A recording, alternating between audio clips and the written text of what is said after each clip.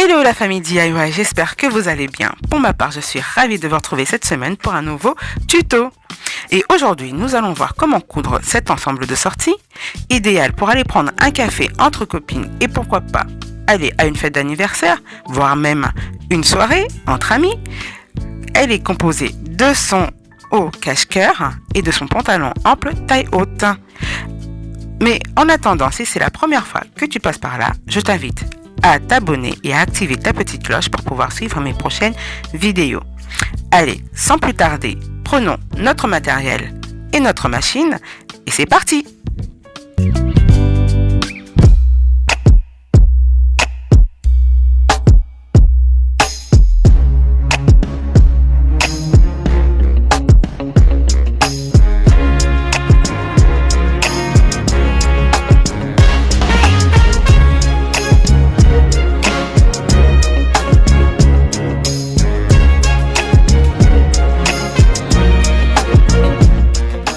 Voici le matériel dont vous allez avoir besoin. Je vous mets le détail en barre d'infos. Pour le patron, je vous montre à petite échelle. Mais pour la taille réelle, c'est exactement le même procédé. Je commence par marquer ma ligne de taille. Ensuite, de ma taille, je marque ma ligne de bassin. Donc je descends jusqu'au bassin.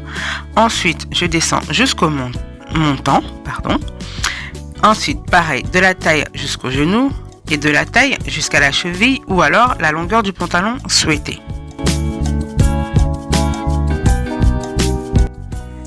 Maintenant, je vais prendre ma feuille de patron que je vais plier en deux et la ligne du milieu deviendra le marquage pour mes mensurations à l'horizontale.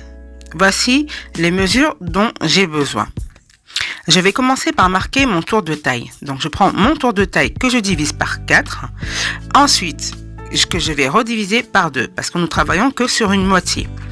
Donc là, une fois que c'est fait, je viens marquer mes points. Je viens placer mes points au niveau du patron. Pour le montant, voici les calculs dont vous avez besoin.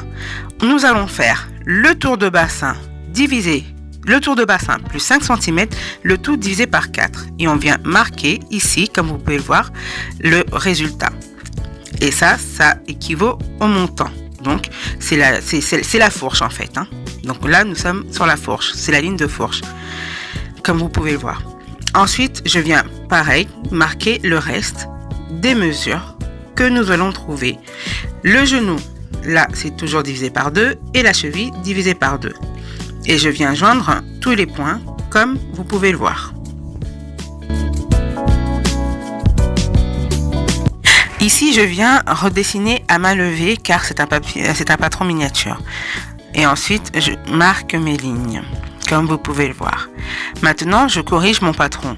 Donc, sur le côté, je fais une ligne droite. Donc, je suis tout simplement ma ligne de bassin. Et pour la fourche, je rajoute quelques centimètres. Là, il en va vraiment de tout à chacun.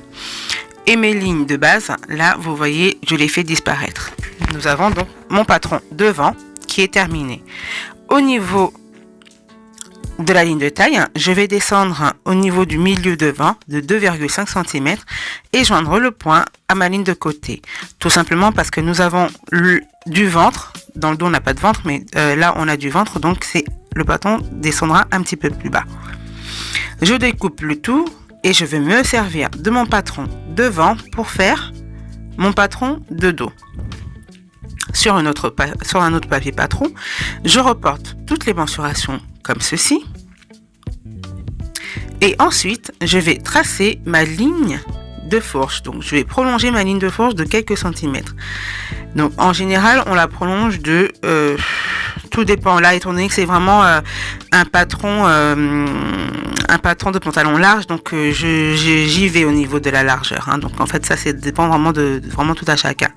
Et pareil, ici, je viens redessiner ma fourche. Et maintenant, je peux découper le tout.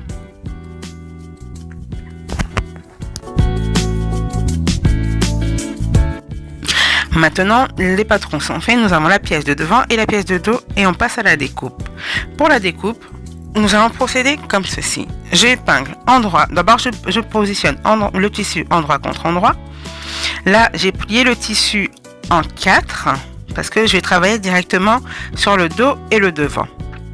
Tout d'abord, je prends mon patron de devant que j'épingle sur le tissu, comme vous pouvez le voir.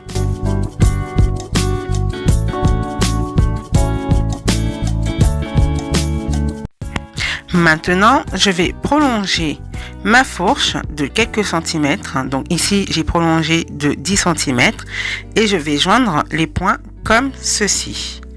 Et les 10 centimètres, je rajoute tout le long de mon pantalon. Et je joins également les points.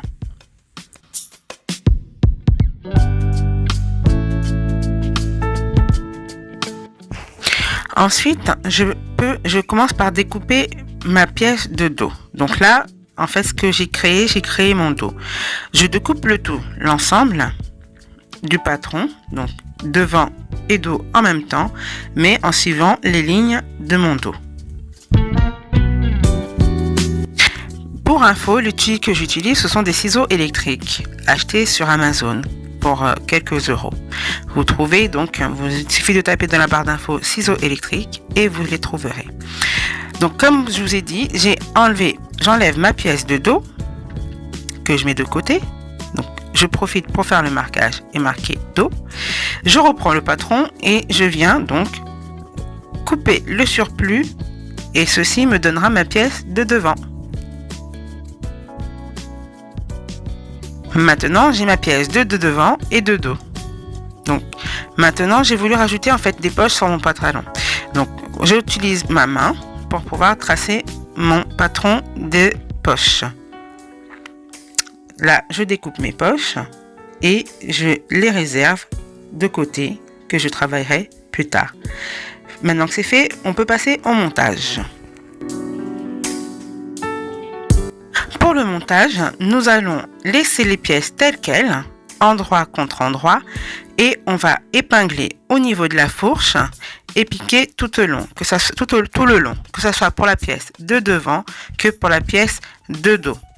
Donc, vous voyez, mon tissu est endroit contre endroit, j'épingle, donc je laisse tel quel et j'épingle, et je fais la même chose pour le dos, j'épingle et je viens piquer donc au niveau de la fourche et je fais la même chose pour le dos. Donc moi j'utilise 1,5 cm de marge de couture, mais vous pouvez utiliser 1 cm ou voire même plus, tout dépend de l'aisance à laquelle vous préférez piquer. Donc là c'est fait et j'ai profité pour surfiler les côtés.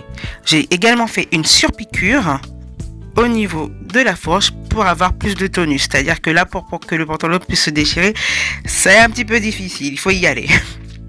Donc maintenant je viens marquer mes poches. Je descends d'abord de 1,5 cm pour la marge de couture et je descendrai de 10 cm auquel je viens faire des crans pour pouvoir positionner mes poches. Mes crans étant marqués, j'installe donc les poches endroit contre endroit et je passerai le tout à la machine. Les poches étant installées, maintenant nous allons couper les ceintures. Pour la ceinture, je prends ma bande de tissu de 10 cm parce que ça sera au pli et je viens la positionner comme ceci. Je coupe vraiment au niveau de... Je suis en fait la ligne de taille. Et je fais la même chose pour le dos en suivant la ligne de taille. Moi j'ai fait un petit décalage qui est fait exprès. Ensuite je marque sur mes ceintures mes repères dos et devant. Une fois que c'est fait, je prends mon pantalon endroit contre endroit, donc mon devant et mon dos, et je les épingle tel que vous le voyez, et je passe le tout à 1,5 cm de couture à la machine.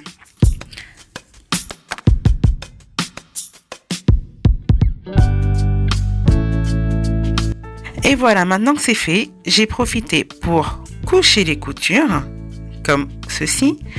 J'en ai également profité pour cranter mes poches pour le mouvement de la main à l'intérieur de la poche.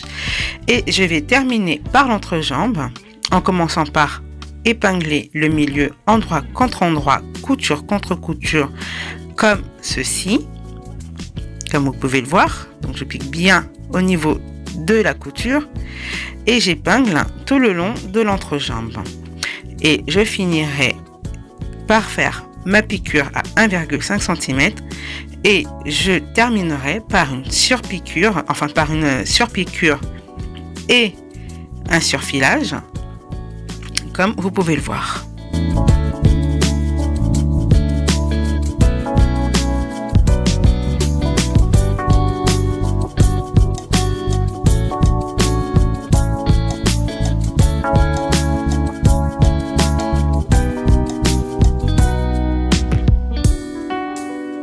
Maintenant que c'est fait, donc vous voyez, mon pantalon est quasi terminé, les poches sont installées. Je rappelle, j'ai fait également des surpiqûres au niveau des poches, toujours, pour avoir de belles finitions. Donc comme vous pouvez le voir, et maintenant nous allons travailler la partie ceinture. Je vais prendre donc ma ceinture, comme ceci, ma pièce de dos et de devant, j'épingle endroit contre endroit et je viens piquer. Maintenant que c'est fait, j'en ai profité pour cranter donc mon milieu et je viens installer la ceinture endroit contre endroit sur mon pantalon en suivant bien les marges de couture. Et je viens piquer tout autour et surfiler également pour avoir de jolies finitions. Toujours très important, avoir de jolies finitions. Maintenant, je vais rabattre mon dos. Donc là, je travaille la partie dos comme ceci. Je pique en laissant donc mon couloir et je m'arrêterai sur les lignes des côtés. Et je viendrai piquer donc directement sur la partie endroit au niveau de la couture. Voilà, j'ai piqué mon dos. Maintenant, je vais installer ma ceinture. Pour la ceinture, je prends ma bande de ceinture et je vais couper aux 3/4. Donc voilà, donc je prends ma ceinture et je coupe à 3/4 de la bande.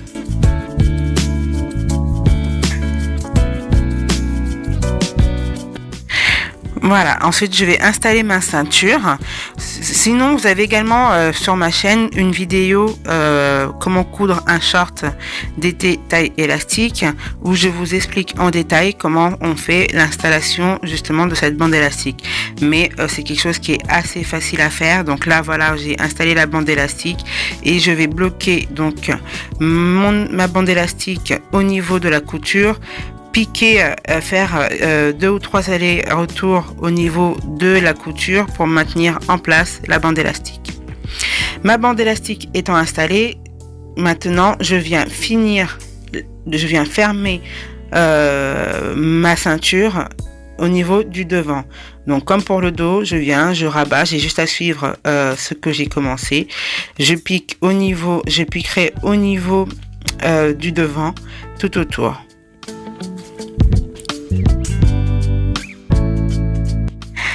Il manquera plus qu'à faire le bas du pantalon, donc l'ourlet du pantalon, et le pantalon est terminé. Voilà, la vidéo touche à sa fin. J'espère que vous aurez pris plaisir à réaliser ce magnifique pantalon ample à taille haute. En attendant, je vous fais de gros bisous et je vous donne rendez-vous la semaine prochaine pour un nouveau tuto. On va voir comment faire le haut cache-cœur. Bisous, ciao ciao, portez-vous bien.